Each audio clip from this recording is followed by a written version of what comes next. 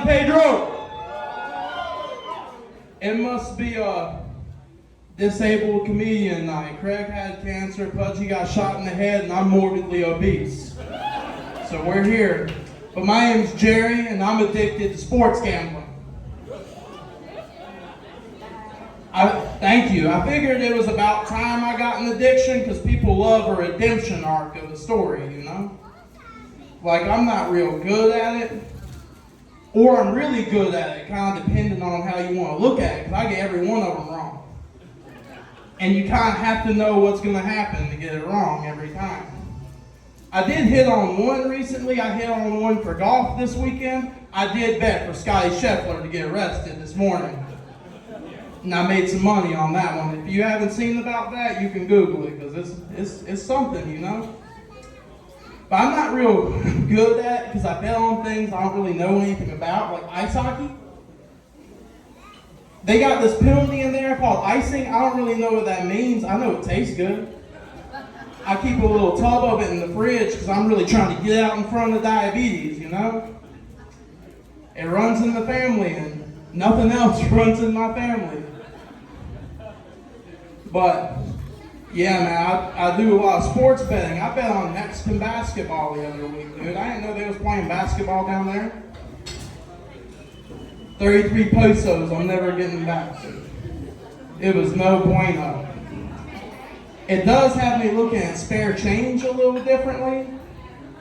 Like, I find a quarter on the ground, that's just a 7-leg parlay away from being a payday. Trying to make money out here. But yeah, I'm not real good with money. I treat Amazon kind of like a savings account that doesn't accrue any interest. Because I just buy a whole bunch of stuff at the beginning of the month, and as I get broke, I return it. It's a pretty bad habit. I get my spending habits from my mom.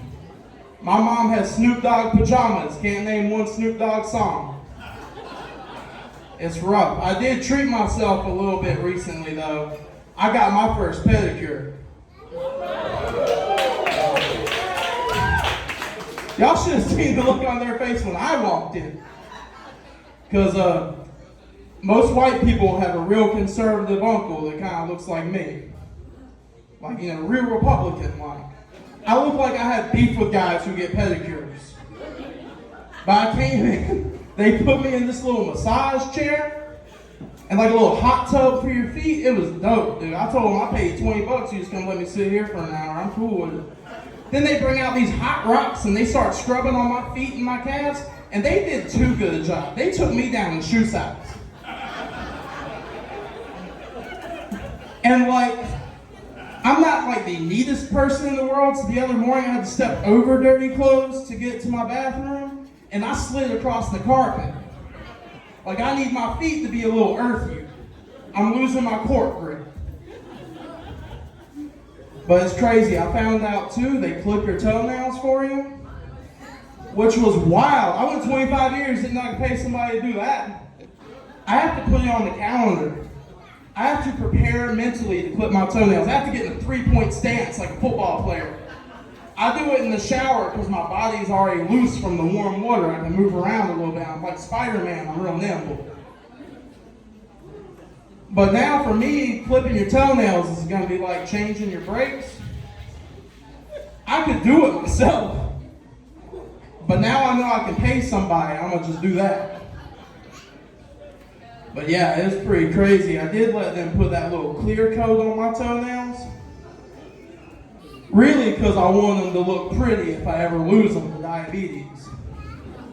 Maybe I'll take them and put them on a little necklace or something, or just a small jar for decorations.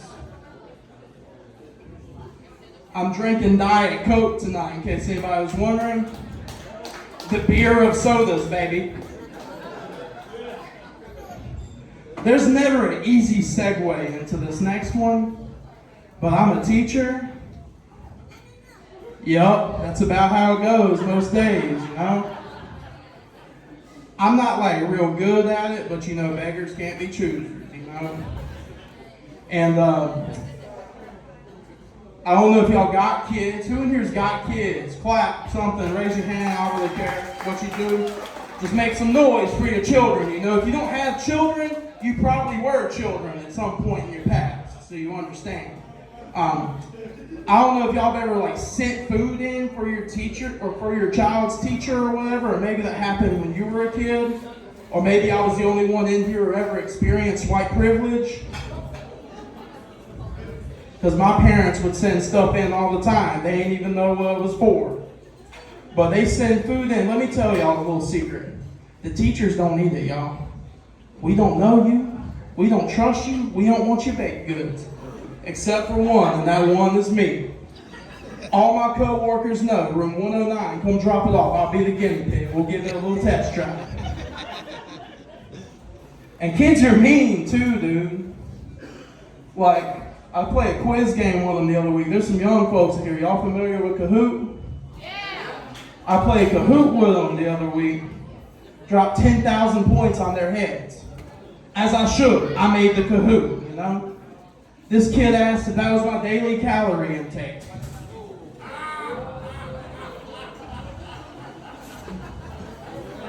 Which, if y'all ever been to Cookout, dude, those quesadillas go hard. No offense, Don Pedro, I'm sure y'all's go hard too, but I just wrote the joke this way and we're gonna stick to the script, baby. And it is roughly 10,000 calories because I'm a two-tray kind of guy. I knock down some Cookout. I'm in the camp of people who thinks they should be serving breakfast. Hear me out, because I lose a lot of people here sometimes.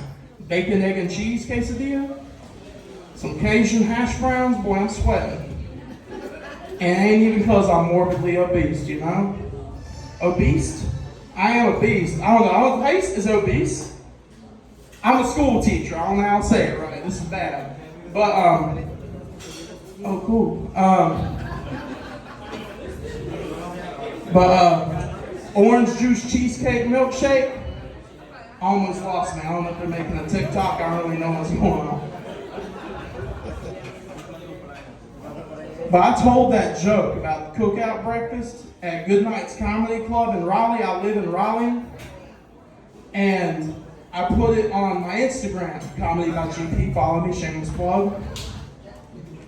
And I went one night to Cookout's website, filled out this form. It was like this help form. And I said, yeah, it's a shame y'all haven't sent me any merch for all this free publicity I'm giving you. Cookout called my cell phone. And they sent me a bunch of merch. They called me, they were like, yeah, we just need your address and your shirt size. I was like, I'm about a 4 or 5XL. And they said, ooh. Ooh. Do y'all not know you make drunk food? Do y'all not know your audience, dude? Ooh, I can be the face of Cookout, but I can't have the body of Cookout? What's up? It was rough, dude. But it was dope. They sent me a package full of all kinds of different stuff. If I didn't know that's how this comedy thing worked, I started telling jokes about Toyota Tundras, dude. Got me a little vehicle out of it. But yeah, like I said, I am a teacher. I teach this class to 8th graders called Exploring Personal Character and Careers.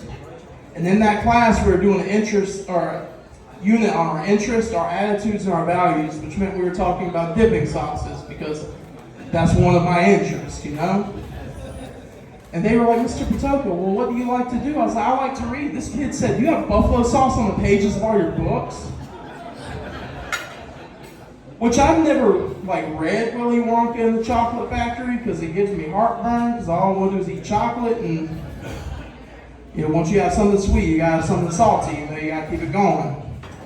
But in that book, they have lickable wallpaper, which is why I think these kids think my books are like. Just every page is a new flavor. These scratch and sniff books that these kids think I'm reading. And I just was like, man, I don't like to eat when I read.